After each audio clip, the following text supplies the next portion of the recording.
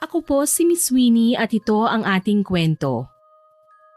Minsan, ang karahasan pa ang nagiging dahilan kung bakit nasisira ang masayang pagsasama ng dalawang taong nagmamahalan.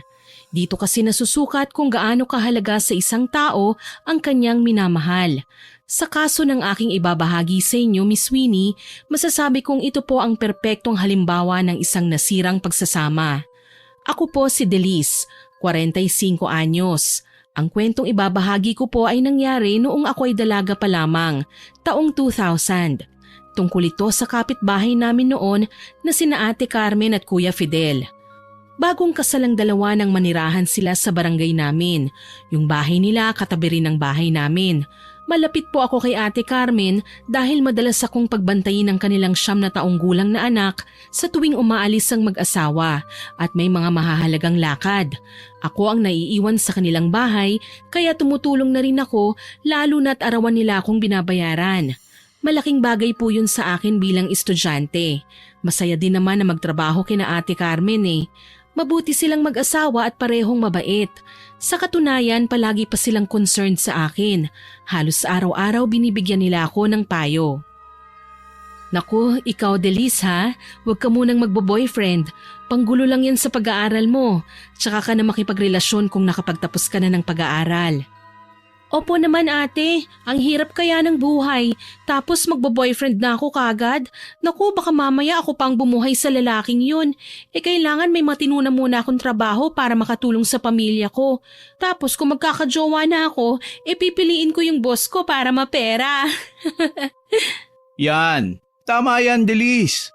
Kailangan piliin mo yung mayaman. Para naman maambunan din kami ng swerte. Alam mo Fidel, nakakahiya ka. Talagang ibubugaw mo pa si Deliz ha? Naku, wag kang ganyan. Bunsong kapatid na natin yan. At tagapagbantay pa ng prinsesa natin. Ate, alam ko naman pong biruan lang natin ito ni Kuya. Hayaan mo na. Minsan lang din ako mangarap na may mayaman na boyfriend eh. Sus, kayo talaga? O sige na, magmerienda na tayo at may gagawin pa ako. Ako din. Ako na po muna ang magbabantay kay Unika Iha. Saad ko sa kanya. Sa araw-araw na nakakasama ko sina Kuya Fidel at Ate Carmen, napagtanto ko kung gaano kasaya silang kasama. Larawan ng isang mapagmahal at puno ng pag-asang pamilya. Kaso lang may mga pagkakataon talaga na hindi natin inaasahan. Kinausap ako ni Ate Carmen isang araw. Magpapasama siya sa palengke para mamili ng mga pansahog sa lulutuin niyang masarap na putahe. Tuwing linggo talaga ganun ang mag-asawa. Nagbabanding sa araw na wala silang pasok. Ako naman, mula Lunes hanggang Biyernes, pang night classes ako. At saka hindi naman sumpungin ang anak nila. Pumayag ako dahil mabilis lang naman mamalengke noon si Ate Carmen. Nakalista na kasi ang lahat ng bibilhin niya eh. Tricycle lang ang sinakyan namin papuntang palengke. Pagdating doon ay kaagad kaming lumibot para makahanap ng mga murang presyo ng karne. Nakipagtawaran pa si ate sa isa sa mga suki niya nang lumapit sa amin si Tunying.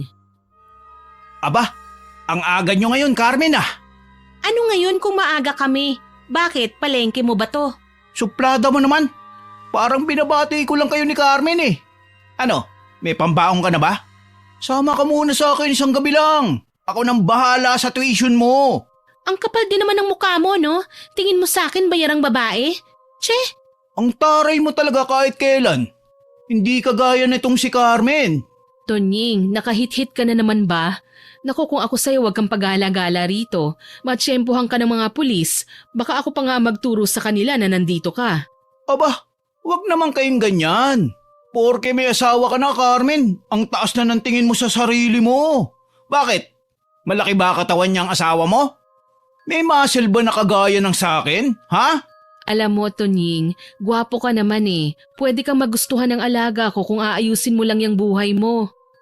Ngek, ayoko nga sa kanya ate. Hindi na nga naliligo, marami pang kaaway. Oh, narinig mo yon Tonying?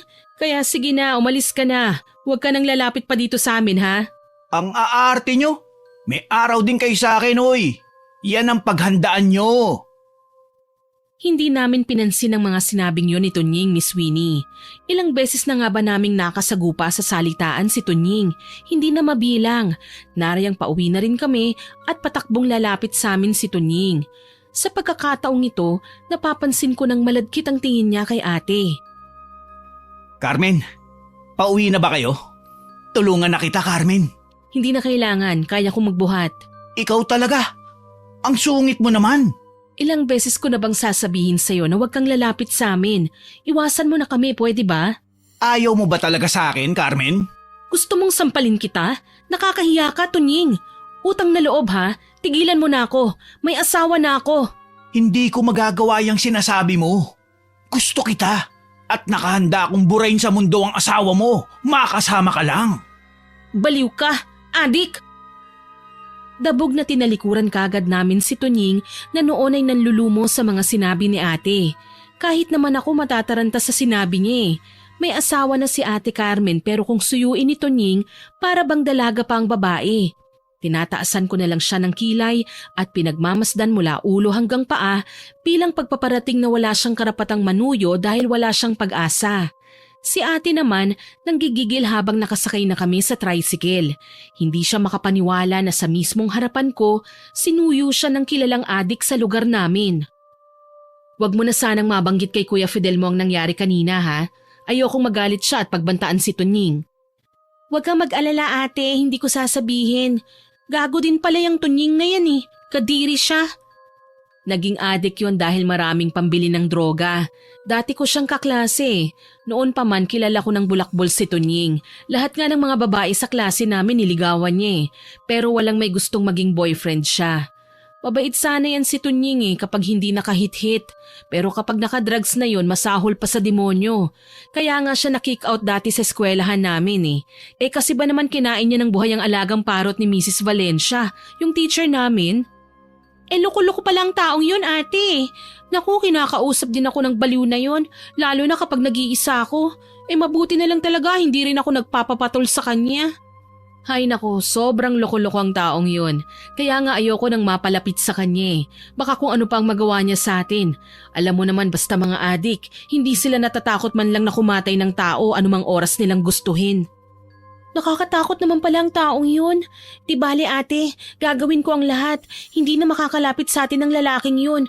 Sa susunod na mamalengke tayo, malayo pa lang ipapaalam ko na sa'yo na nasa paligid lang ang hinayupak na Tunying na yun. Salamat, Delisa. Wala pong anuman. Kaano man naming kagustong iwasan si Tunying, tila ba inaabangan niya kami ng sadya sa palengke. Nakabuntot na siya sa simula hanggang sa matapos na kaming mamili. Tuloy inis na inis si ate at napapadalas na ang pangiinsulto niya kay Tunying. Noong una, akala ko tangang tambay lang siya sa kalsada na wala siyang binatbat sa amin. Akala ko siya ang taong pwedeng lait-laitin at pagsabihan ng masasakit na salita. Pareho kasi kami ni Ate Carmen eh. Hindi namin magawang tanggapin sa sistema namin na kakilala namin si Tunying. Kaso lang may mga tao pala na kahit gaano kababa sa tingin natin, hindi natin dapat na kinukot siya. Dapat sana hindi ako nagpakampante. Dahil kasi sa mga banatan namin ng insulto kay Tunying, nagtanim na pala siya ng sama ng loob sa amin. At ang masama pa doon, ginamit niya ang pagiging adik para malamangan niya kami. Ang nakakapanlumo pa, nandamay siya ng mga kasama. Gabi yun nang magpaalam ako kina Ate Carmen at Kuya Fidel na uuwi na. Hindi naman kalayuan ang bahay namin, kaso lang nag-aalala sila sa akin. Ayaw nila akong pauwiin lalo na't nag-iisa na lang ako. Maaga pa raw silang aalis kinaumagahan, kaya pinatawagan na lamang ni Ate Carmen ang aking mga magulang para ipaalam na sasabay sila sa akin bukas. Dito ka na lang muna, Delis. Sabay na tayo bukas. Huwag kang mag-alala, pumayag naman na ang mama mo na bukas ng umaga ka na uuwi. Delikado na kasi kung pauuwiin ka pa namin ngayon, gayong pwede ka namang matulog dito. Sige po ate, okay lang naman din po sa akin yun. Tsaka para na rin safe ako, bukas na ako uuwi. Balita ko pa naman may naglipa ng manananggal sa bayan tuwing hating gabi. Kanina nga narinig kong pinag-uusapan ng mga tao sa palengke, yung tungkol dun sa taong natagpo ang patay at wala ng mga laman loob. Baka dinali na ng aswang. Ano? Naniniwala ka sa aswang? Naku, Delis, sa panahon ngayon, wala nang aswang. Ang sabihin mo, nagkalat na adik ang meron. Mga taong walang magawa sa buhay, kundi ang humithit at gumawa ng krimen. Kaya sa tindi ng kasalanan nila sa kapwa, Aakalain ng iba na aswang ang may gawa ng mga kababalaghan. Naku, basta ako kuya, naniniwala ako sa mga kagaya nila. Hindi sila dapat na binabaliwala. O siya, tama na yan. Ang mabuti pa maghapunan na tayo. Mabuti pa nga. Ako na po maghahanda ng mesa. Sige, Delis. Maraming salamat. Masaya kaming pinagsaluhan ng hapunan. Kahit papaano naging maayos naman ang lahat hanggang sa magpasya ng magpahinga ang mag-asawa. Sinabi ko na sa kanila na ako nang maghuhugas ng plato, kaya nagpasalamat silang dalawa. Si Ate Carmen na rin ang nagpatulog sa anak nila habang ako naman pumunta na sa aking kwarto pagkatapos kong linisin ang kusina. Halos 1 oras din akong sinigurong malinis ang iiwan ko. Ayos na ang lahat nang matutulog na lang ako nang makaramdam ako ng pananakit ng tiyan, kaya wala akong choice kundi ang magbanyo. Nasa labas ng bahay nila ang CR, hiwalay sa kanilang tahanan. Doon ako pumunta at saglit na tinugunan ng tawag ng kalikasan. Tapos na ako at palabas na ako nang makarinig ng ingay mula sa bakuran. Ingay ng nagbubulungang kalalakihan. Sa tingin ko ay nasa 2 hanggang 3 katao. Kinabahan ako nang makaramdam ng hindi maganda. Pagsilip ko sa may pinto, nakita ko si Tunying at ang barkada niya. Tila bahay na hay. Si Tunying to ah. Anong ginagawa nila sa bakuran nila Ate Carmen? Diyos ko, may dala silang mga patalim. Kinakabahan akong sinundan ng 3 lalaki na animoy kabisadong mang-akyat ng bahay. Sa bintana pa talaga sila dumaan. Ako naman kumuha ng pamalo at kaagad na pumasok sa likod bahay kung saan ako dumaan kanina.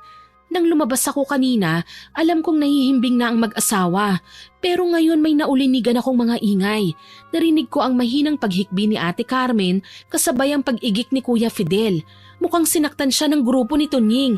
Maging ang anak nila ay nagising at tarantang nagsisisigaw. Hayop ka, Tunying! Ano bang kailangan mo? Bakit mo sinaktan ang asawa ko? Ang yabang mo sa palengke, ilan pa naman pala yung asawa mo? Gago ka! Wala kang karapatang laitin ang sarili kong pamamahay! Hayop ka! Ikaw ang gago! Pare naman, wala ka nang kalaban-laban sa amin. Aba, sumasagot ka pa?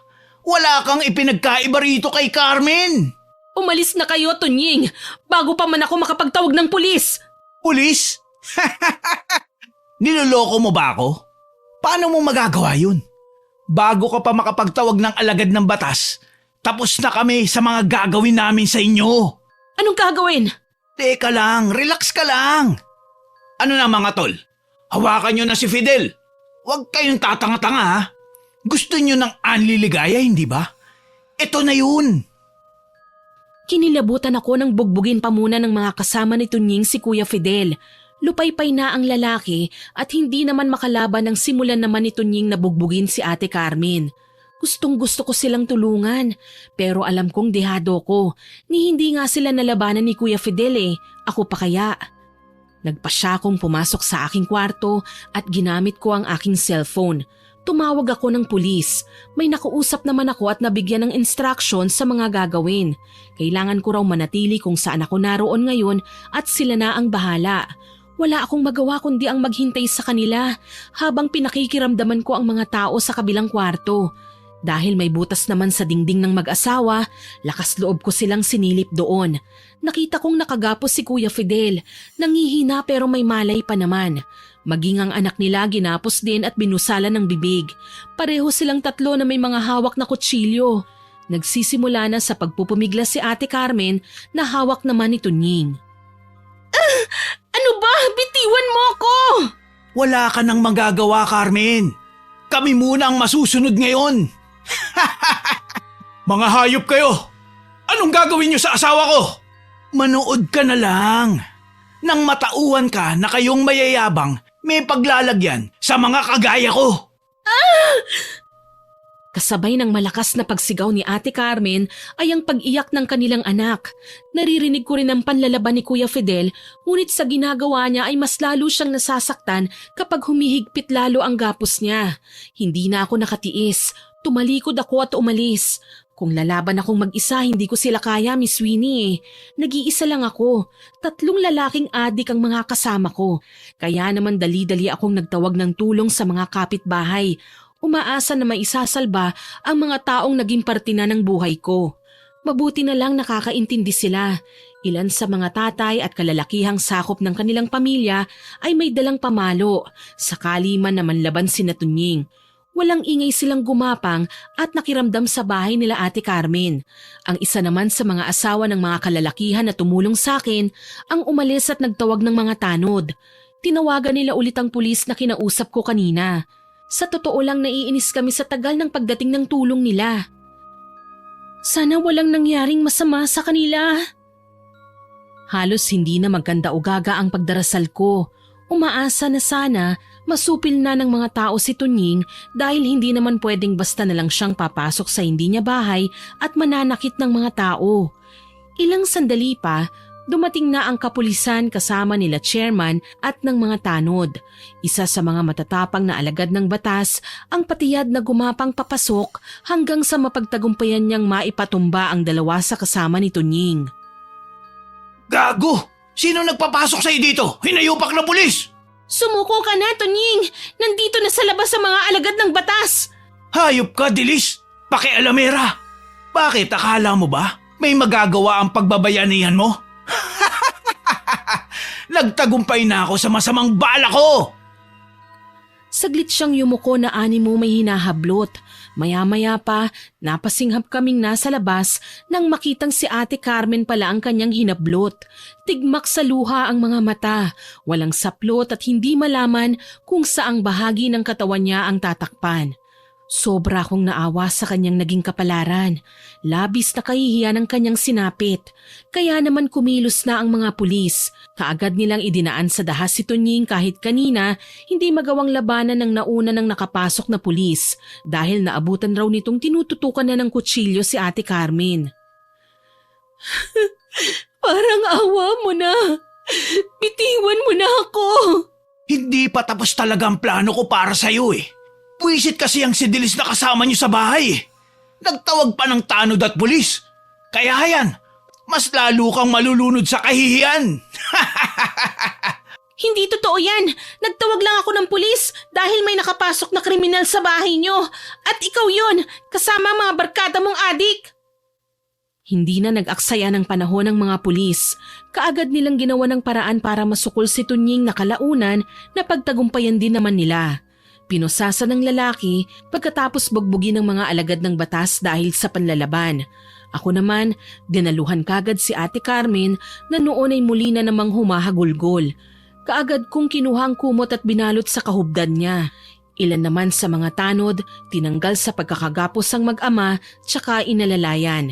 Hindi maawat sa pag-iyak ang kanilang anak dahil sa trauma. Ate, pasensya na po. Natagalan ang pagdating ng tulong na tinawag ko para sa inyo. Ate, sorry. Wala kang kasalanan, Delis. Kasalanan nito ng hayop na Tunying na yon. Kaso, pinagsamantalahan niya ako, Delis. Pinaboy niya ako. Mga hayop sila.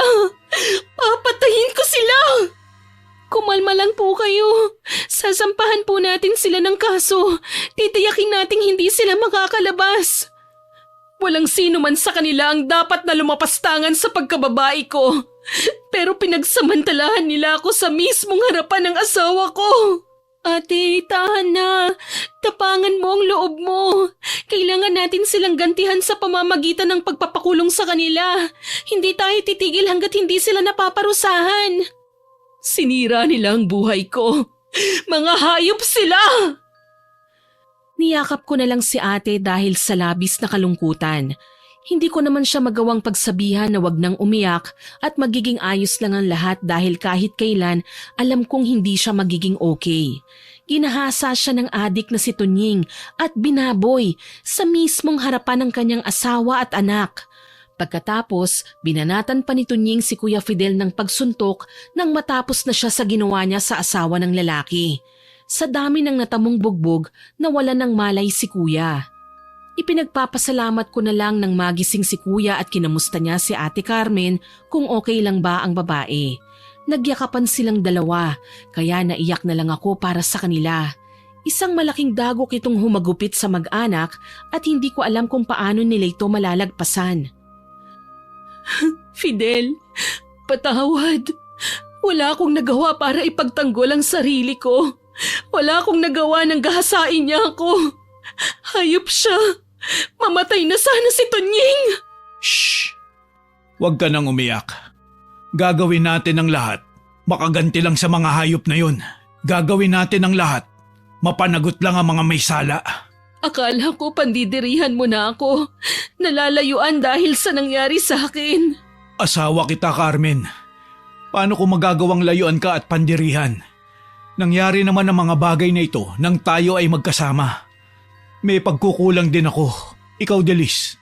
Mabuti at nakapagtago ka. Pagkatapos ko pong maghugas ng pinagkainan at linisin ang kusina, nagbanyo po ako. Palabas na po ako nang mapansin ko si Tunying na papasok sa bakuran niyo. Sa tingin ko nakahit-hit na naman, kaya nagmadali na ako sa paghahanap ng kahit na anong pwede ko sanang ipampokpok sa kanila.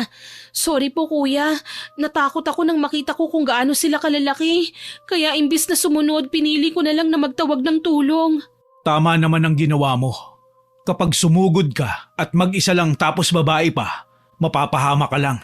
Salamat at hindi mo kami pinabayaan. Hindi ko naman magagawa yun, kuya. Pamilya ko na po kayo.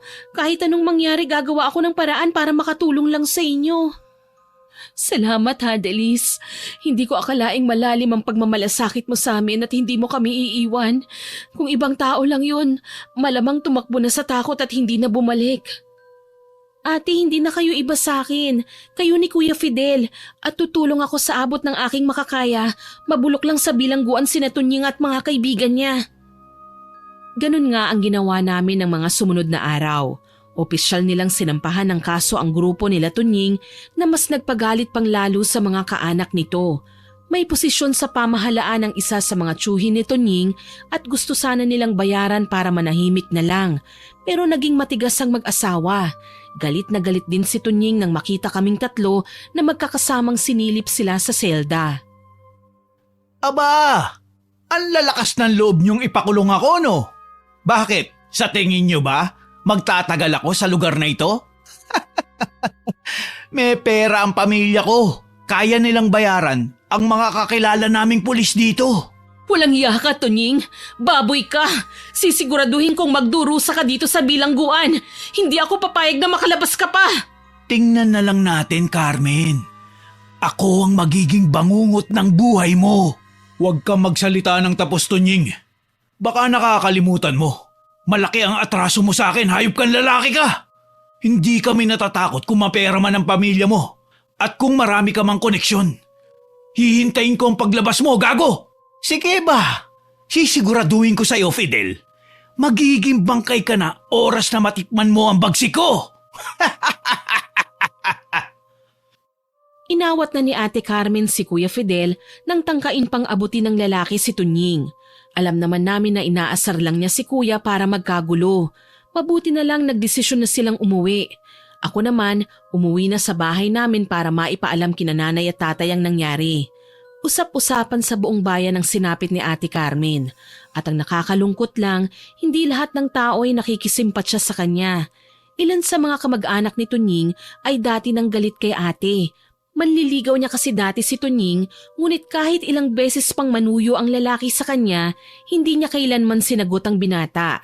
Dati na daw talagang walang matinong kinabukasan ng lalaki, tapos naging malaro sa mga babae.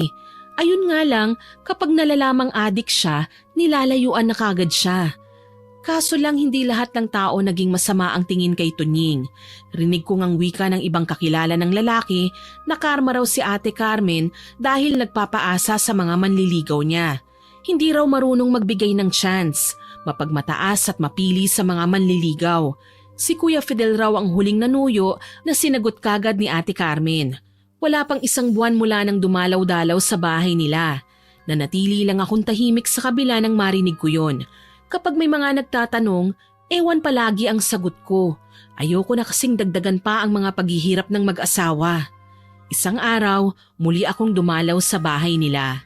Nagulat ako nang maabutan kong nag-aaway sina Ate Carmen at Kuya Fidel. Ate, Kuya, ano pong nangyayari? Umiiyak ang anak niyo sa sala dahil nag-aaway daw kayo. Ewan ko riyan kay Carmen. Masyadong madrama eh. Makalabas na nga lang muna. Nakakasakal na talaga sa loob ng bahay na to. Kuya Fidel! Hayaan mo siya, Delis. Hindi niya kasi ko naiintindihan eh. Palibasa, hindi naman siya ang pinag-uusapan. Hindi naman siya ang nalalagay sa kahihiyan. Ano bang kahihiyan, ate? Ang mga tsismosa sa labas. Sila ang may kasalanan kung bakit ako nagkakaganito. Ayoko nang pinag-uusapan ako, Delis. Pero ang mga plastic na babaeng kapitbahay natin sa labas, wala nang ibang ginawa kundi ang pag-usapan ako. Baka naman po naaawa lang sila sa'yo, ate. Alam nila na hindi biro ang pinagdaanan mo. Alam nila na hindi madaling makalimot. Yun na nga eh. Hindi naman mga katagang naaawa ang naririnig ko sa kanila. Madalas nila akong pagtawanan at sabihin kinakarma na raw ako dahil sa pamimili ko noon ng mga manliligaw. Karapatan mo namang mamili, ate ah. Bakit hindi ba pwede? Dahil lang sa ayaw nila? Eh mga baliw pala sila eh. Naku ate, huwag kang papaapekto. Mas lalo lang silang matutuwa kapag nagpakita ka ng kahinaan. Hayaan mo sila. Hindi ko na alam kung magagawa ko pang lumaban, Delis. Bumabagsak na ang kumpiyansa ko sa sarili ko. Hindi ko na alam kung ano pa ba ang mga pwede kong gawin. Dahil sa labis na awa, niyakap ko na lang si Ate Carmen at inintindi ang kanyang nararamdaman. Nalunod siya sa matinding emosyon. Ang nakakapanlumo lang, nagpatuloy ang ilan sa mga kapitbahay hanggang sa harap-harapan na itong ipinaririnig sa kanya. Mas lalong nadagdagan ang pagkatamlay ni Ate Carmen. Napabayaan na niya ang pag-aalaga sa kanilang anak.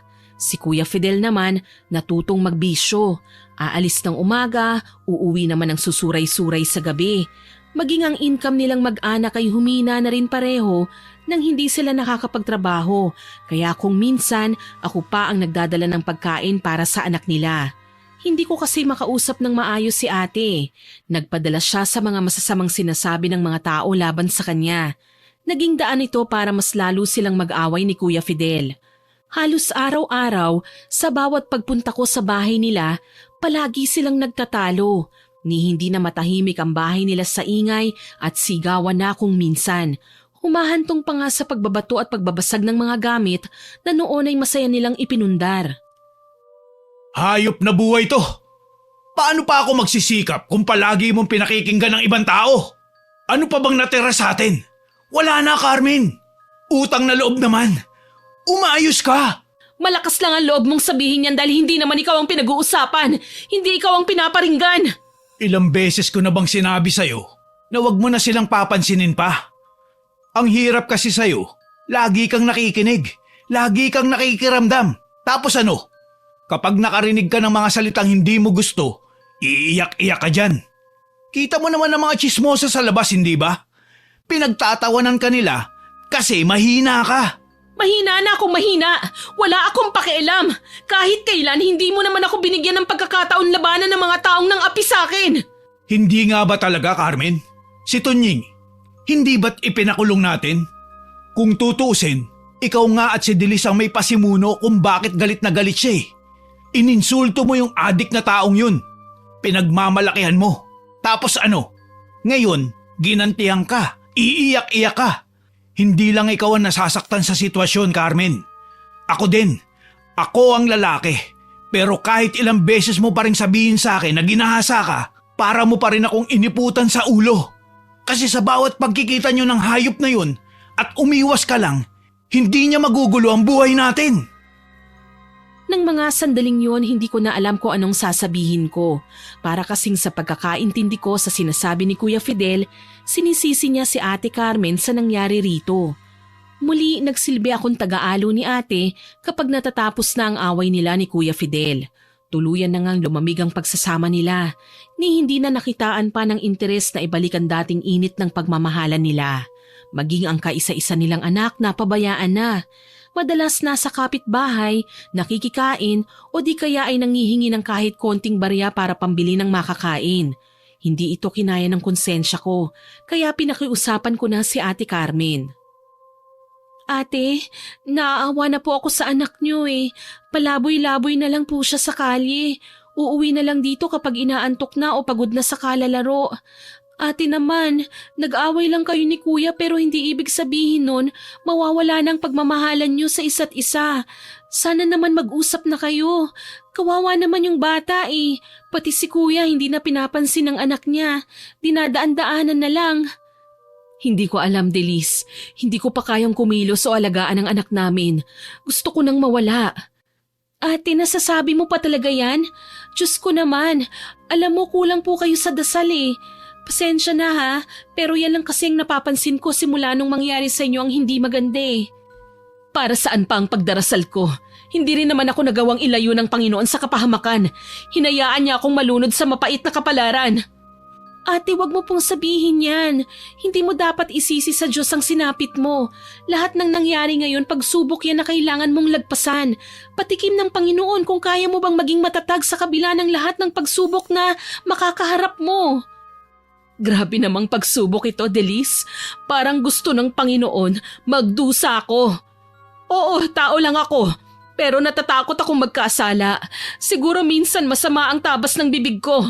Pero lahat ng yun, nangyari lang dahil hindi ako perpekto.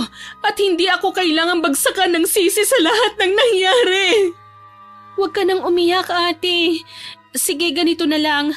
Habang hindi ka pa okay, isasama ko na lang munang anak niyo ni kuya sa bahay namin. Ako na munang bahala sa kanya. Tutal sabik din naman sa bata si na tatay eh. Tsaka marami na rin kayong naitulong sa amin. Ano ba naman ito bilang ganti? Maraming salamat, Delis. Napakabuti mo. Tangulang ang isinagot ko kay ate.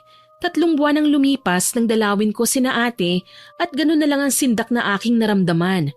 Naabutan kong nagwawala na naman si Kuya Fidel. Halos wala na siyang itinira sa kanilang mga gamit. Lahat sinira niya, binasag, pinagtataga. Nalaman ko ang rason ng matinding galit niya nang sabihin sa akin ni ate ang nakakawindang niyang sitwasyon na kahit kailan ay hindi ko inaasahan. Delis, nagbunga ang panggagahasa sa akin nito Nying 3 buwan lang ang nakakaraan. Buntis ako at gusto nang makipaghiwalay ni Fidel sa akin. Ano? Nagbunga ang panggagahasa sa'yo ng adik na yun? Paano ka nakakasiguradong si Tunying nga ang ama ng dinadala mo? Wala bang namagitan sa inyo ni Kuya bago o pagkatapos ng nangyari sa inyo ni Tunying? Wala, Delis. Planado namin ni Kuya Fidel mo ang lahat. Kahit ang pagkakaroon ng ikalawang anak. Isa pa, isinisigaw ng diwa ko ang kasamaan ni Tunying. Dahil siya lang naman ang hayop na pasimuno ng pagsira ng buhay ko, Delis. Kinasusuklaman ko siya. Carmen! Fidel, anong gagawin mo?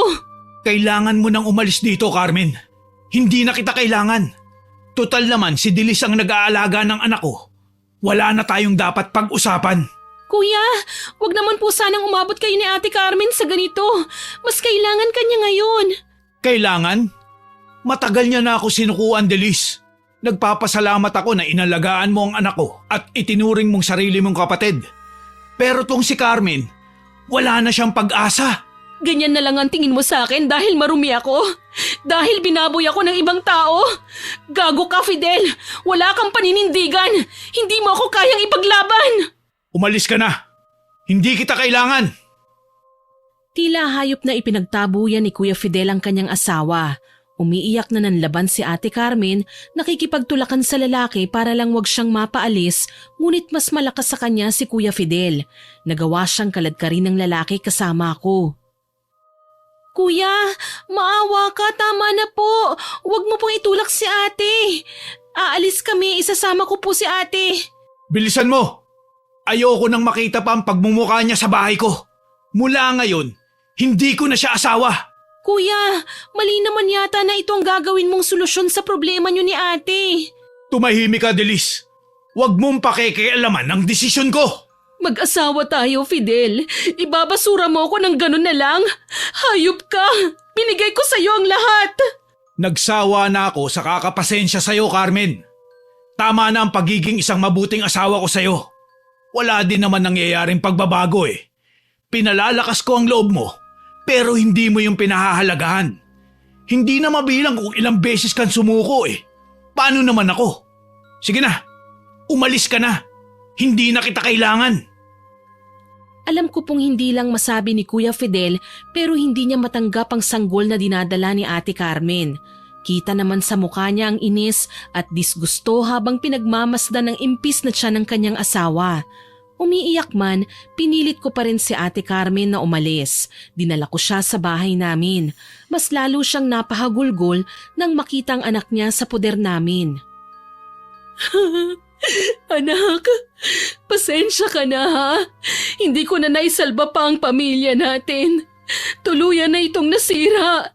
Itinaboy na ako ng papa mo. Ate, tahan na. May susunod na araw pa naman. Balikan natin si kuya. Alam kong naguguluhan lang siya sa mga nangyayari ngayon. Pero pangako, magkakabalikan din kayo. Hindi ko alam, Delis.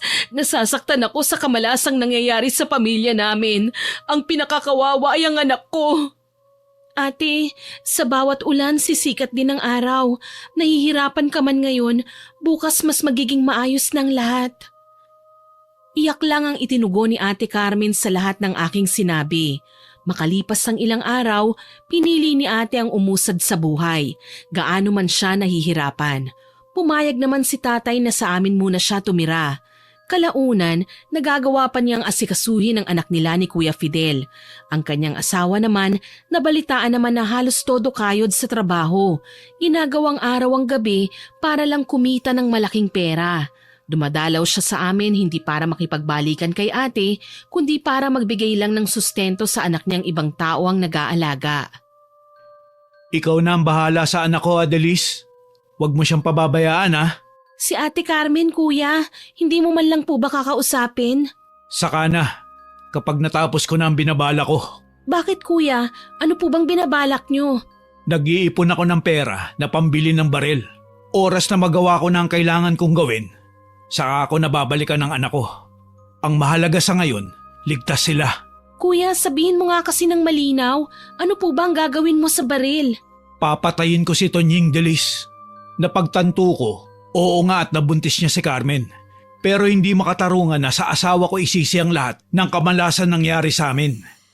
Nadala lang ako ng sobrang galit ko nang ipinagtabuyan ko siya.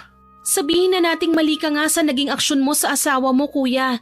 Pero talaga, pati ikaw, magiging kriminal sa gagawin mo kay Tunying? Kuya naman, wag mo nang tapatan ang kagaguhan ng lalaking yun. Nakakulong na siya eh. Mali ka, Delis. Nakalaya na si Tonying at hinahanap niya si Carmen. Kaya sasakyan ko ang gusto niyang mangyari. Tatakutin niya si Carmen pero ako ang bubulaga sa kanya. Pwede ko po ba itong ipaalam kay Ate Carmen, kuya? Nag-aalala po talaga ako sa gagawin mo eh. Wag. Hahadlangan niya lang ang gagawin ko kapag sinabi mo. Mas mabuti na yung wala siyang alam. Alam ko pong wala akong karapatang sabihin sa iyo ito, kuya. Hindi mo ako kadugo o kapatid, pero malaki ka na po at alam mo ang tama sa mali. Huwag mo po sanang pagsisihan ang mga gagawin mo sa hinaharap. Sana din, hindi na madamay pa sina Ate Carmen at ang anak niyo. Sabi ko na lamang sa kanya, kilala ko si Kuya Fidel. Kapag may gusto siya, talagang hindi siya titigil hanggat hindi niya nagagawa. Napaantanda ako nang wala sa oras dahil sa tensyon. Nang makaalis nga si Kuya, kaagad kong nilapitan si Ate Carmen na noon ay nasa kwarto lang at nagtutupi. Nahuli ko pa siyang nagpupunas ng luha kaya hula ko umiiyak siya. Ate, okay ka lang ba? Oo naman. Bakit? Mukha na ba akong miserable? Medyo po. Huwag kang mag-alala. Malalagpasan ko rin ito. Alam kong mahirap pero kailangan ko nang magsimula ulit nang wala si Fidel. Alam ko pong nangako ako kay kuya pero may kailangan kang malaman, ate. Ano yun? Papatayin daw po niya si Tunying. Kabalbalan yan, Delis. Paano niya gagawin yun nakakulong na si Tunying at sinigurado natin sa mga pulis na wag siyang palabasin, pati ng mga kaibigan niya. Mali ka, ate. Nakalaya na raw po si Tunying. Ang problema, naghahamunan na sila ni Kuya Fidel. Bibili siya ng baril at papatayin daw niya ang adik na yun. Ano? Bakit niya ilalagay sa kamay niya ang parusa para sa lalaking yun? Hindi siya pulis o kung sino mang pwedeng magbigay ng sintensya sa hayop na yun.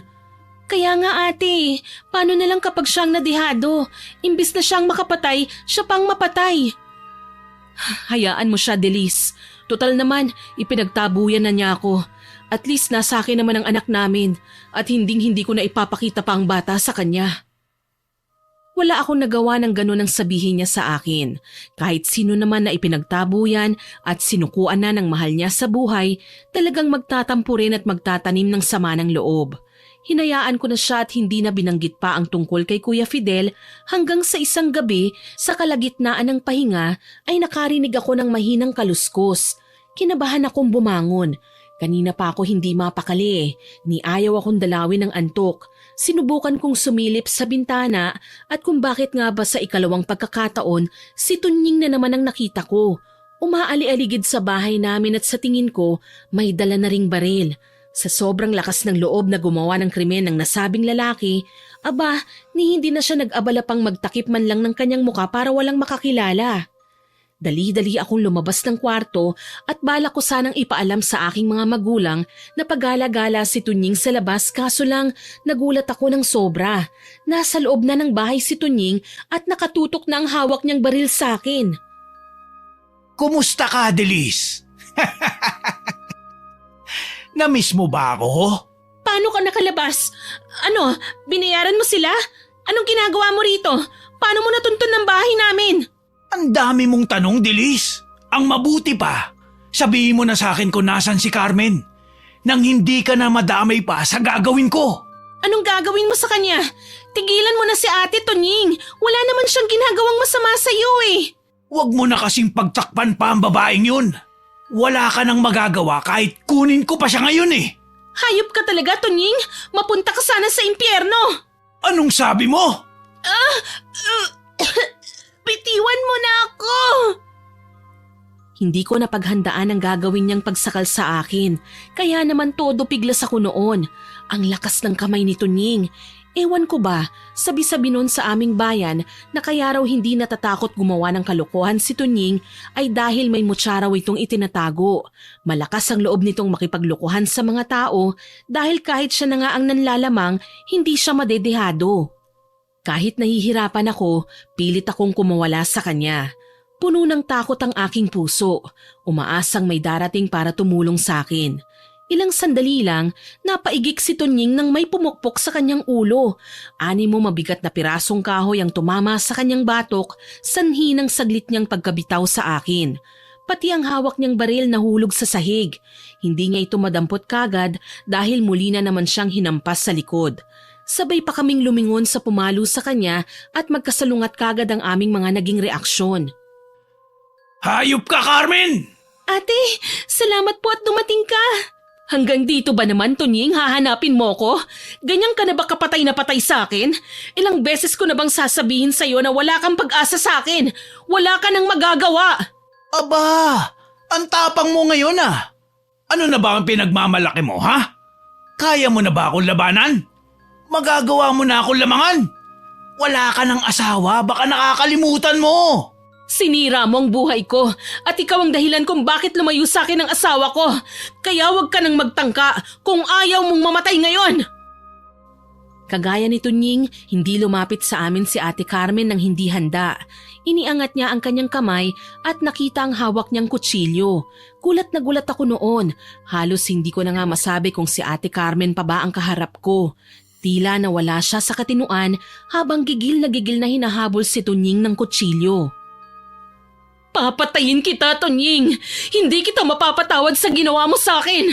Sisiguraduhin kong sa impyerno ang bagsak mo! Hindi mo ko kaya, Carmen! Mas malakas ako sa'yo! Walang iya ka! Mamamatay ka na! Napasigaw ako nang iumang ni Ate Carmen ang hawak niyang kutsilyo kay Tunying. Ang balak niya, gawaran ng saksak ang lalaki. Kaso lang nasangga ni Tunying ang braso niya. Malutong pang humalakhak sa harapan niya ang lalaki, tsaka aktong babaliin ang kanyang braso. Napatili sa sakit si Ate Carmen. Bitiwan mo ako, hayop ka! Kahit kailan hindi ako papayag na magtagumpay ka! Mas malakas ako sa'yo, Carmen. Nakalimutan mo na ba?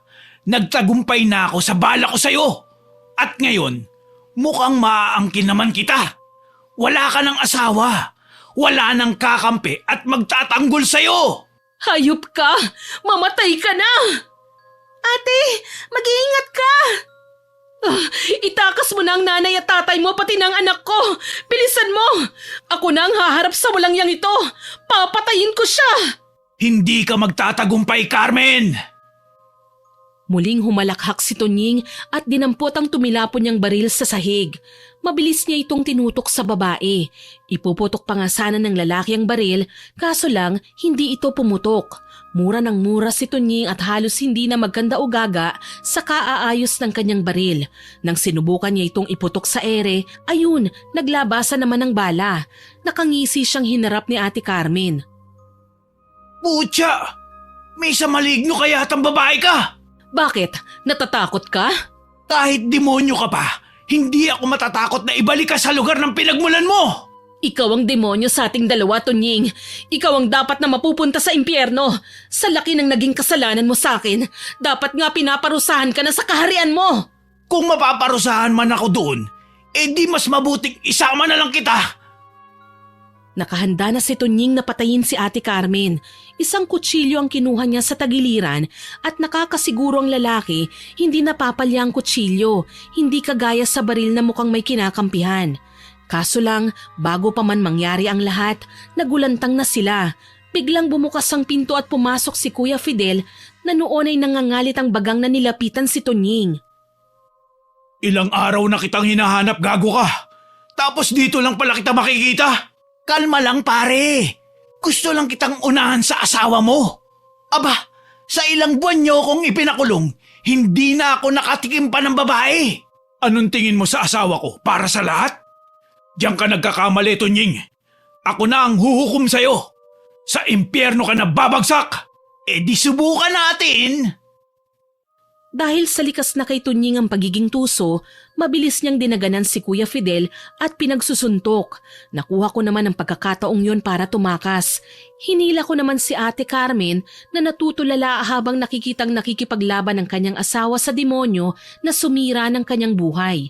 Sinubukan ko pang tunguhin ang kwarto nila nanay at tatay para kunin sana sila at nang sabay na kaming lumabas. Ngunit sinabi ni ate na nakalabas na raw ang mga magulang ko kasama ang anak niya. Ibig sabihin, nakakutob na rin si ate ng mga sandaling yun. Nangangatog na lumabas kami at nakipagyakapan sa mga magulang ko na noon ay nagtatawag na ng tulong. Sa katunayan, sila pa ang tumawag kay Kuya Fidel na nataong pauwi pa lang mula sa kung saan. Napasigaw kami nang makarinig ng sunod-sunod na putok ng baril. Kailangan kong puntahan si Fidel. Tutulungan ko ang asawa ko. Hindi pwedeng wala man lang akong gawin. Ate, wag, delikado. Baka kung mapano ka sa loob. Anong malay natin kung nakaabang lang si Tonying sa kung saang sulok ng bahay at basta ka nalang gawa ng masama. Hayaan mo na ako, Delis. Hindi ko pwedeng pabayaan si Fidel. Baka kung anong mangyari sa kanya. Teka ate, sasama po ako sa inyo. Nagtatakbo kaming dalawa papunta sa loob ng bahay. Nagulat kami sa katahimikang bumungad sa amin. Wala na ang sigawan nila Tonying at Kuya Fidel, ni wala ng kalampagan at kahit na anong ingay na palatandaang may nagsusuntukan pa at nagkakagulo sa loob ng bahay. Dumiretso kami sa sala kung saan namin iniwan ang dalawa at doon natunghayan namin ang nakahandusay na si Kuya Fidel, duguan at naghihingalo. May mapait na ngiti sa kanyang labi nang makita niya kami. Fidel! Carmen! May tama ka! Dadalhin kita sa ospital! Halika na! Tulong! Tulungan niyo naman kami! Huwag na, Carmen. Sa dami ng nagawa kong kasalanan sa'yo, hindi ko alam kung pati ako, mapapatawad ko pa ang sarili ko. Napagsalitaan pa kita ng hindi maganda. Huwag mo munang isipin yon. Kailangan mong mabuhay. Nandito lang kami ng anak mo. Ano ka ba? Mag-iingat ka. Natamaan ko si Tonying pero hindi ko siya napuruhan. Nakataka siya. Iganti niyo na lang ako. Huwag kayong papayag na matakasan niya ang lahat ng kasalanan niya. Kaya nga kailangan mong mabuhay. Kalimutan na natin ang nagdaang pagtatalo. Hindi ako nagtanim ng sama ng loob sa'yo. Huwag na, mahal. Gusto ko na ding magpahinga. Maging masaya kayo ng anak natin. Napaiyak ako nang makitang hinigit lang ni Kuya Fidel ang kanyang paghinga. Kalaunan, lumaylay din ang leeg ng lalaki. Dito na impit na humagulgol si Ate Carmen. Dahan-dahan akong lumapit sa kanya habang unti-unti namang nagsipasukan ng mga taong kanina ay nakikiusyoso na pero wala man lang ginawa para tumulong. Nakakainis man, ni walang nagtangkang humabol sa hayop na si Tunying. Hinayaan nilang makatakas ang lalaki. Namatay si Kuya Fidel sa braso ng kanyang pinakamamahal na asawa. Gayunpaman, walang kasing sakit ang nadarama ni ate. Alam ko yun dahil sa tagal na naming magkasama, kilala ko na ang ugali niya. Alam ko kapag galit si ate, kapag nalulungkot o may malalim na iniisip. At sa ngayon, alam kong nasasaktan siya. Sobra na ang ginawa ng Tunying na yan sa pamilya ko. Magbabayad siya sa lahat ng ginawa niya. Isinusumpa ko! Ate, tama na po. Balang araw, magkikita kami ng hayop na yon. Siya naman ang pagdudusahin ko. Pagkatapos ng mga nangyari, nagdesisyon sina tatay at nanay na magtungo kami sa bayan ng aking lola. Pinili naming manirahan doon para makalayo sa gulo. Kahit kasi napatay na ni Tunying si Kuya Fidel, kami pa rin ang hinahanapan ng pamilya ni Tunying dahil nawawala raw ang lalaki. Siguro natakot ang gago at noon ay napagtanto ang kanyang ginawa. Sinama namin si Ate Carmen at ang kanyang anak dahil wala na rin naman silang mapupuntahan. Sa paglipas ng mga buwan, unti-unting lumalaki ang tiyan ni Ate Carmen at napapansin ko ding sa halip na matuwa, sumasama na ang tingin niya sa maumbok niyang tiyan. Buwisit ang batang ito, malas lang sa buhay namin, hindi siya kailangang mabuhay. Ate, walang kinalaman ng bata sa sinapit mo, huwag mo naman po siyang sisihin. Huwag mo akong pakialaman, anak ito ng demonyo, kaya gagawin ko ang lahat, matanggal lang to sa katawan ko. Ate naman, pag-uusapan na naman ba natin ito? Please lang, hayaan mo naman na maipanganak mo ng maayos ang bata. Alam ko pong ayaw mo sa kanya, pero oras na mailuwal niyo ang sanggol, hayaan niyo, ako na ang kikilalanin niyang ina. Bata ka pa para magkaroon ng anak, Delis. Isa pa, walang karapatan ng batang ito na kilalanin kang ina. Ang bait-bait mo samantalang ang batang ito, anak ng lapastangan. Huminga ako ng malalim dahil sa kanyang sinabi. Buong durasyon ng pagbubuntis niya, hindi siya kailanman naging masaya. Alam ko naman na mahirap ang sitwasyon niya, pero sana wag na niyang idamay pa ang bata. Hindi naman ito kagustuhan na isilang siya sa mundo eh. Lahat ng pinagdaanan ni Ate Carmen, parti lang ng pagsubok niya. Kaso lang sa halip na maging positibo, mas lalo siyang nagpalamon sa puot. Kabuanan na ni Ate Carmen nang magpasya kong pumunta sa palengke. Mabilisan lang ang pamimili ko, mga mahalagang gamit oras na mga anak na si ate. Ayaw niya kasing magpa-ospital at ang gusto niya ay sa bahay lang mga anak. Para daw kung sakaling hindi na niya kayanin at gustuhin ng mamatay ay magagawa daw niya kagad. Pinabantayan ko siya kay nanay kaya alam kong walang masamang mangyayari sa kanya. Yun nga lang, sa hindi inaasahang lugar at pagkakataon, nagkita kami ni Tunying. Delis? Anong ginagawa mo rito? Ikaw? Anong ginagawa mo rito? Alam mo bang matagal ka na naming hinahanap, hayop ka? Narito ka lang pala? Ipakukulong kita! Hindi. Hindi niyo ako mahuhuli. Gago ka ba? Balwarte ko ang lugar na ito. Saan ka man magtago, mahahanap kita. Hindi mo ako ikukulong. Hindi ngayon. Tumakbo si Tunying kaya hindi ko siya nahabol kagad. Nang hinayang ako dahil pagkakataon ko na sana para ipahuli siya. Kaso lang, nagsalita ang babaeng binilhan ko ng lampin. Sinabing kilala daw nila si Tunying. Isang dayo daw ang lalaki na hindi pa nagtatagal sa aming bayan nang dumating kami. Sa paanan ng bundok lang daw nakatira ang lalaki. Kasamang isang bulag na babaeng kasintahan nito kahit may katandaan na para lang may matuluyan. Napangiti ako at nagpasalamat. May maibabalita na ako kay ate pag uwi ko. Pagdating sa bahay, nagulat ako nang mamataan ng komadronang nag-aasikaso sa pagbubuntis ni Ate Carmen. Nasa bahay siya at ang sabi, manganganak na raw si ate. Natuwa ako sa natanggap kong balita. Hindi naman siya nahirapan sa panganganak. Babae ang sanggol na inuluwal niya. Akala ko magbabago ng tingin ni ate sa bata, pero mas lumala pa siya. Nang makaalis na ang komadrona, nanggigigil siyang sinigawan ng umiiyak na sanggol. Pwisit ka! Bakit hindi ka tumahimik? Ang ingay-ingay mo! Ate, kumalma ka naman. Sanggol yan at naghahanap ng gatas at init ng yakap ng isang ina. Ibigay niyo naman po sa kanya yun. Huwag mo akong pilitin, Delis. Anak ng demonyo ang batang ito. Nararapat lang na sundan niya ang tatay niya sa impyerno. Ate, maawa ka naman sa bata, oh. Huli na, Delis. Iaalay ko siya sa mambabarang para matunto ng tatay niya. Hindi ako titigil hanggat hindi ko siya napapatay. Hindi mo gagawin yan, ate. Ako ang makakalaban mo. Inosente yung bata. Wala siyang kasalanan. Wala akong pakialam. Ako naman ang masusunod dahil ikaw, mananatili ka lang sunod-sunuran sa akin. Talaga bang nilamon na ng kasamaan ang pag-iisip mo, ate? Sa ginagawa mo, mas masahol ka pa kay Tunying. Sumigaw lang si Ate Carmen nang makipag-away ako sa kanya. Sa unang pagkakataon, naging masama ang tingin ko sa kanya. Sa totoo lang, gusto ko na siyang sumbatan dahil literal na lumayo sa kanya ang loob ng anak nila ni Kuya Fidel. Mas malapit pa ang bata sa nanay at tatay ko. Tapos ngayon, ganito pa ang ipapakita niyang pag-uugali. Pinahiran ko ang aking luha sa mga mata at nagsalita. Alam ko na kung nasan si Tunying. Kung gusto mo siyang gantihan, siya na lang. Huwag mo nang idamay ang bata. Wala siyang kaalam-alam sa mga ginawa ng ama niya sa'yo. Hindi rin gugustuhin ni Kuya Fidel na paghigantihan mo ang bata. Lalo na't hindi naman ito kayang gumawa ng masama laban sa'yo. Sabihin mo sa akin ngayon kung nasan ang hayop na yon.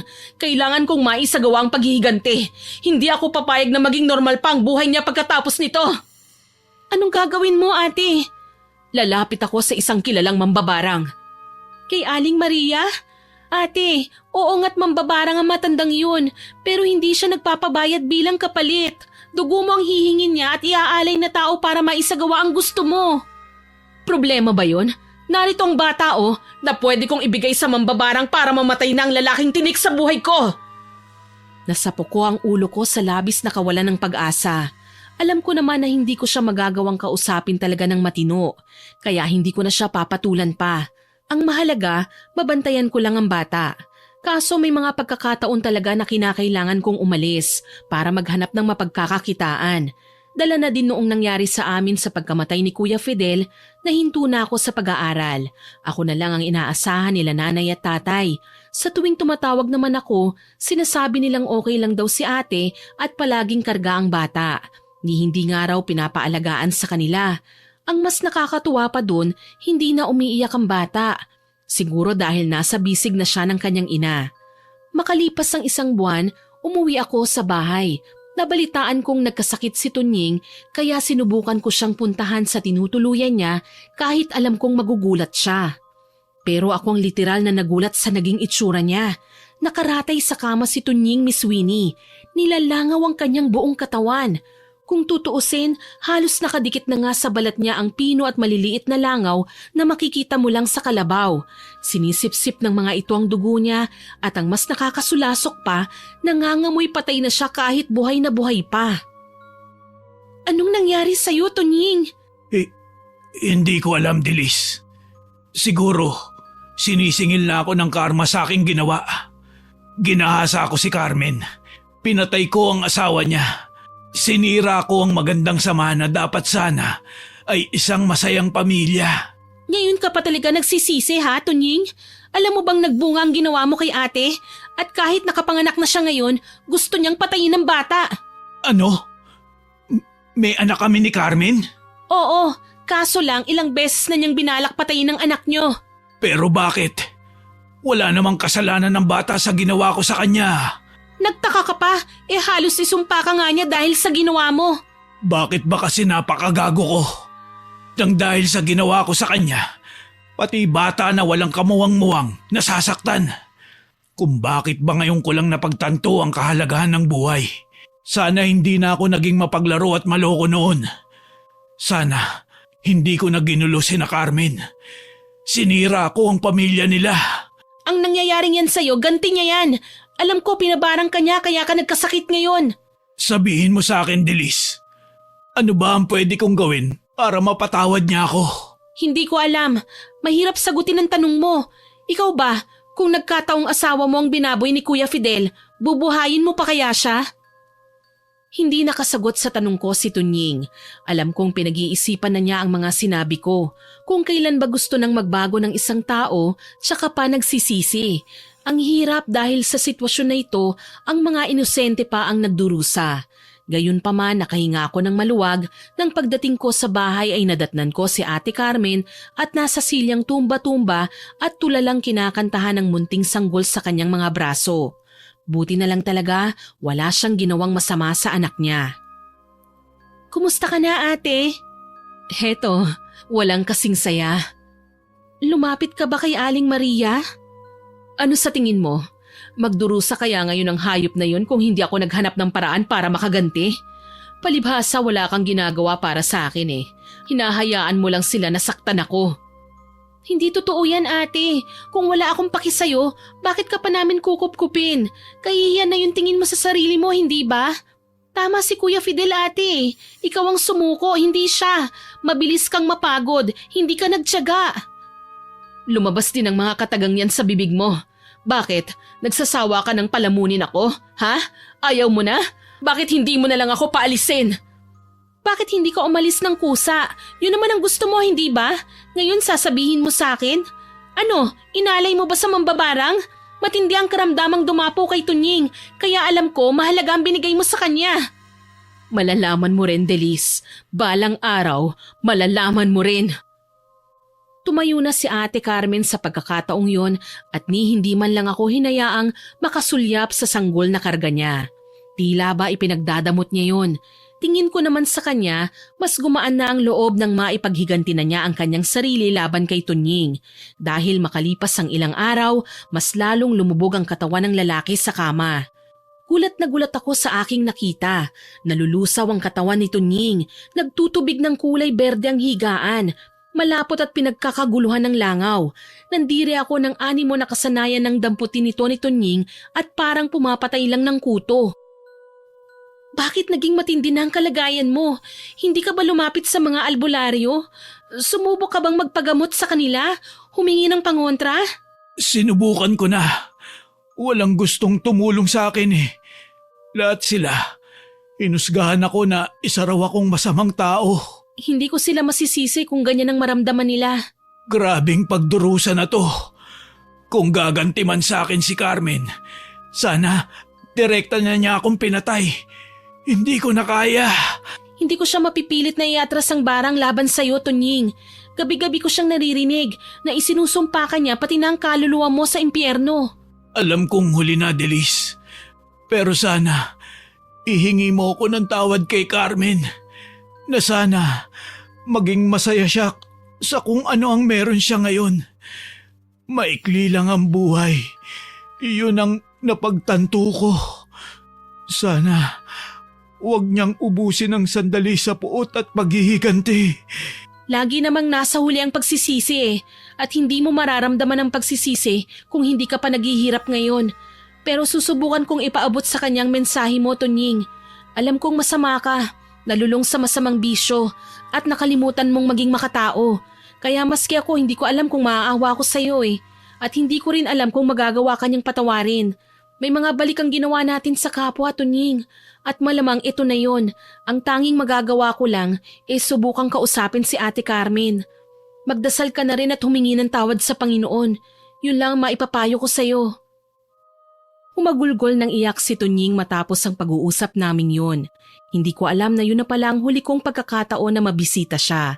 Dahil makalipas lang ang ilang araw, pumanaw si Tunying. Naisip ko kung bakit naging masama si Tunying. Malamang ay hindi naging maganda ang kabataan niya noon. Naging mahirap sa kanya ang maging mabuting tao dahil nga sa mga taong nakapaligid sa kanya. Laylay ang balikat na umuwi ako sa aming bahay. Napakunot-noo ako nang makitang maraming tao sa labas at mukhang nagkakagulo. Dahil nagtataka, kaagad akong napalapit sa kanila. Halos takasan ako ng ulirat nang makita si nanay na umiiyak habang nakatingin sa nakabiti na katawan ni Ate Carmen. Nagbigti ang babae at hindi nang hinayang sa dapat sana ay magandang balita para sa kanya na ibabalita ko. Diyos ko, anong nangyari? Ate Carmen, bakit mo ginawa ito? Paano na ang mga anak mo? Ate! Bulungan ang maririnig sa paligid. Halos hindi na nga ako makapagsalita ng maayos nang lumapit sa akin ang matandang mambabarang na si Aling Maria. Nakangisi siya habang pinagmamasdan ng nakabiti na katawan ng babae. Matapang na babae. Hindi natatakot sa kamatayan. Ginawa niya ang sinabi ko sa kanya. Ano? Bakit niyo po sinabi sa kanya yon, Aling Maria? Matagal nang lalulunod sa depresyon si ate. Tapos inutusan niyo pang magbigti. Natural gagawin niyang sinasabi niyo. Kung hindi marunong lumaban sa kalupitan ng mundo ang isang tao, mainam na kung mamamatay na siya.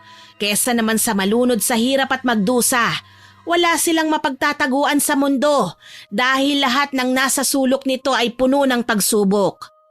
Hindi niyo ho siya dapat na sinali sa kalokohan niyo, Aling Maria. Matanda na kayo eh. Gusto mo bang makatikim ng lupit ng kakayahan ko, ha, iha? Huwag niyo ho akong takutin, Aling Maria. Para niyo na ho akong apo. Alam niyo kung anong pinagdaanan ko. Kayo ang naging gabay ko noon, hindi ba? Kaso lang hindi ako kagaya ni ate. Pinili kong mabuhay para sa pamilya ko. Bumangon at magsimulang muli. Inalala ko ang mga panahong paslit pa lamang ako at wala pang ibang laman ng isipan kundi puro laro. Noong iiwan ako nila tatay sa bahay ng tiyuhin kong walang ibang ginawa kundi ang alagaan ako, nasa kalaunan nahaluan ng mali siya, nalagyan ng pagnanasa. Ang dating tagu-taguan naming nalagyan ng premyong humahantong sa kama. Gustong-gusto kong magsumbong noon pero hindi ko alam kung kanino. Marami akong gustong gawin, gumanti, ipahiya ang tiyo ko at lahat ng kasamaan na ginawa niya sa akin. Nanggigigil akong isigaw yun sa mundo. Pero naisip ko, tama ba ang gumanti? Ang sabi ko na lang hindi natutulog ang Diyos.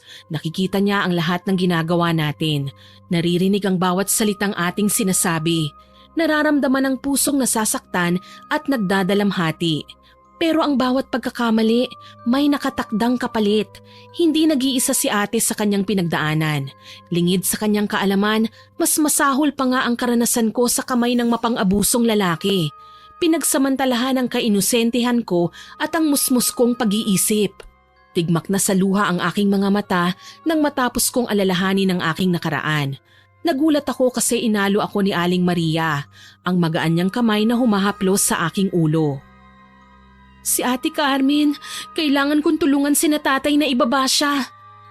Hayaan mo na ang ibang tao, iha. Wala naman silang ibang alam kundi ang mang-usyoso, manghusga. Hindi nila alam ang bigat ng bawat pagsubok, ang lalim ng dulot ng sakit na pinagdaanan ng mga kagaya natin. Ikaw, ako, si Carmen. Tingin nila tayo na ang masasama, tayo na ang kinatatakutan. Pero hindi nila alam na ang mga kagaya nating puno ng katapangan ang siyang maraming tinatagong pilat ng nakaraan. Magpakatatag ka, iha. Iba't ibang klase ng paglaban naman ang pwede nating gawin. Sa kaso ni Carmen, pinili na niyang tapusin ang kanyang paghihirap. Pero kawawa naman ang mga anak niya. Teka, ang sanggol! Iniwan ko si Aling Maria sa labas ng bahay at dali-dali akong nagpunta sa kwarto ni ate. Nasa kama ang sanggol pero nagtataka ako nang hindi na gumagalaw. Nanginginig kong nilapitan ng kama at tinunghayan ng bata. Nanlaki ang aking mga mata. Pinaglipat-lipat ko ang aking tingin sa bangkay ni ate at sa sanggol. Anong ibig sabihin nito? Nasaan ang bata? Huli ka na, Delis. Inialay na niya sa akin ang anak nila ni Tonying. Marahil sabay-sabay nang bumabiyahe ang kanilang mga kaluluwa ngayon sa dulo ng mga alapaap. Tinanggap niyo ang sanggol, Aling Maria? Ha? Hindi, pero siya na ang gumawa. Inialay niya ang sanggol sa aking puon. Diyos ko, bakit ate? Bakit?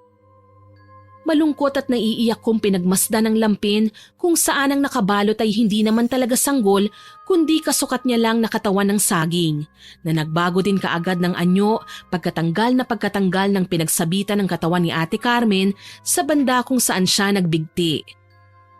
Hindi na kinaya ni Carmen ang kalungkutan. Sa sobrang galit niya kahit ang sanggol at sarili niya ay inialay niya para magtagumpay siyang mapadapuan ng karamdaman si Tonying. Kawawa naman po ang bata. Ang panganay niya maaga ring naulila. Wala na tayong magagawa kundi tanggapin na lang ang mga nangyari, iha. Alam mong isa akong mambabarang, pero kahit kailan, hindi ako magsisisi sa ginagawad kong kaparusahan. Binabarang ko lang ang mga taong walang konsensya kagaya ng tiyo mo. Naalala ko ang naging karamdaman ni Tiyo nang magdalaga na ako. Kagayang-kagaya yon sa nangyari din kay Tunying. Buhay pa lang pero nalulusaw na. Parang nagiging nana. Nakakadiri, mabaho at nilalangaw. Tandan-tanda ko pa nung humingi ng tawad sa akin si Tiyo, naghihingalo na siya. Dala ng matinding galit, hindi ko siya pinatawad. Nagtanim ako ng sama ng loob sa kanya. Pero ngayon, napakaraming bagay ang napagtanto ko. Una, ang maging mapagkumbaba. Ikalawa, ang magpatawad. Mahirap sabihin ngunit kailangang subukan. Ikatlo, ang pagtanggap. Lahat ng yun taglay ko na ngayon. Pumapatak ang luhang bumulong ako sa hangin. Alam kong may katagalan na pero Tiyo, pinapatawad na kita. Sumalangit nawa ang iyong kaluluwa kasama nila Tunying, Ate Carmen at Kuya Fidel, maging ang bagong silang na sanggol. Tama yan, Iha. Yan ang magpapalaya sa'yo. Ang tanggapin mo ang mga nangyari at itago ang alaala ng nakaraan, kapulutan ng aral at magsilbing gabay hindi para sa'yo, kundi para sa mga taong kagaya mo. Salamat po, Aling Maria. Masama man ang naging dating ng pagkamatay ni ate para sa akin. Alam ko namang desisyon niya yon at wala na tayong magagawa pa ron. Ipagdasal na lang natin sila. Tanging nasabi ko na lamang sa kanya. Bago ko makalimutan, si Aling Maria din ang tumulong sa akin noon na makapaghiganti kay Tiyo. Binarang niya ang taong naging tinik sa buhay ko. Dahil sa kanya nakausad ako, nakalimutan ang mga masalimuot na kahapon. Isa po akong biktima ng karahasan, panggagahasa, Miss Winnie. Pero lumalaban at sa mga taong nakaranas ng kagaya ng sa akin, hindi pa huli ang lahat. May oras pa para lumaban, itama ang mali at bumangon sa pagkakalugmok ng sakit na naranasan. Sa ngayon dalaga pa rin po ako, hindi na ako nag-asawa at naging nanay na lamang ako ng anak ni Ate Carmen.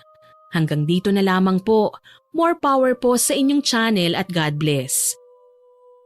Sana po ay nagustuhan niyo ang aking ibinahaging kwento. Pero bago ko po tapusin ito, hindi po ito makukumpleto nang walang shoutout sa mga masusugid nating listeners. Shoutout po kina Miss Mean Villegas at sa Villegas at Gebora family from Laguna, kay Miss Pinky Hepertor, Ma'am Corazon Arañas, Miss Nancy Makasakit na nag-comment sa ganti ng naghihinagpis na kapatid upload. Ang sabi po niya, ni isa daw po ay wala siyang pinapalampas na kwento natin at kasama niya ang mama niya sa pakikinig. Salamat po ma'am.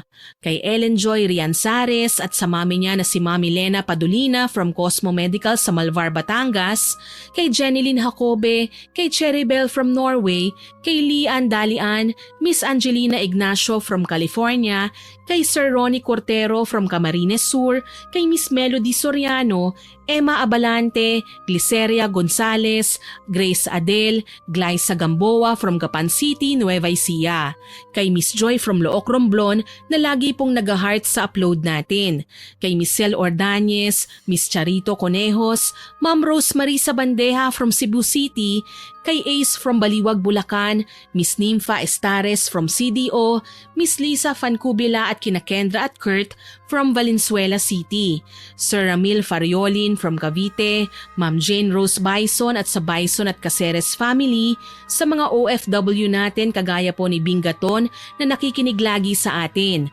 kay Lori Ann Vitalicio na new fan daw po ng ating channel, kay MK Huang, kay Ephraim Chan at Logan Chan, kay Ma'am Sonia S., Ma'am Lourdes Sanchez from Italy, kay Ma'am Edna Apelo na hindi raw po mabubuo ang araw niya nang hindi nakikinig sa atin. Salamat po ma'am.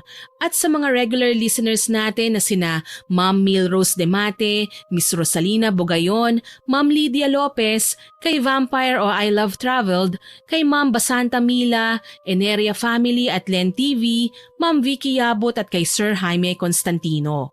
Salamat po sa inyong lahat na nag-comment at nakinig. Abangan niyo po sana ang mga susunod ko pang upload. Muli, ako po si Miss Winnie na nagpapasalamat sa inyong pakikinig.